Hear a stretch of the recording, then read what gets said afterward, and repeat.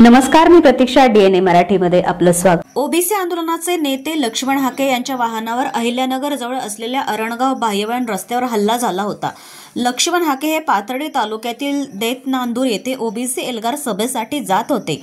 दुपारी त्यांची ही सभा होणार आहे. हल्ला झाला त्यावेळी लक्ष्मण हाके यांच्यासोबत पोलीस बंदोबस्त होता. अहिल्यानगर येथे वाहनावर झालेल्या हल्ल्यात लक्ष्मण हाके यांना काही झालेलं नाही, पण मोठ्या प्रमाणात तणावाची परिस्थिती निर्माण झाली होती. यानंतर लक्ष्मण हाके यांनी माध्यमांसमोर आपल्या प्रतिक्रिया व्यक्त केल्या आहेत. आज आम्ही दौंड मार्गे नगर बायपास अहिल्यानगर बायपास वरून येत असताना सारंगी हॉटेल समोर 10 ते 12 लोकांनी आमच्या गाडीवरती हल्ला केलेला आहे आणि पोलिसांच्या 2 कन्वॉय गाड्या असताना डिपार्टमेंटची लोक आमच्या बरोबर असताना त्यांनी अजिबात न घाबरता 2-2, 3-3 फुटाचे बांबू आणले आणि आमच्या दोन्ही गाड्यावरती त्यांनी बेछूट हल्ला केलेला आहे.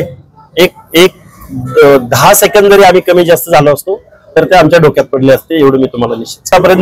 आजपर्यंतचा माझ्यावरचा पर्सनल 9वा हल्ला आहे आणि माझा जो सहकारी माझ्या बरोबर जो आंदोलनात होता त्याचे दोन्ही हात फ्रॅक्चर करून डोक्यावरती त्याच्या टाके पडलेले आहेत, पाय फ्रॅक्चर झालेला आहे आणि तो आता हॉस्पिटलमध्ये आहे परभणीच्या. हे हल्ले चालू आहेत.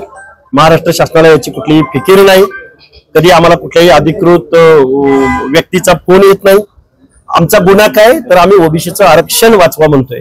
आमचा गुन्हा काय तर गावगाड्यातल्या छोट्या छोट्या घटकांचं काय होणार पुढं ते आम्ही संविधानिक मागणी करतोय आणि त्याची शिक्षा आम्हाला काय मिळते तर आमच्यावर दर तासागणिक आम्ही घरातून बाहेर निघालो कुठं हल्ला होईल आणि कुठं काय होईल हे सांगता येत नाही.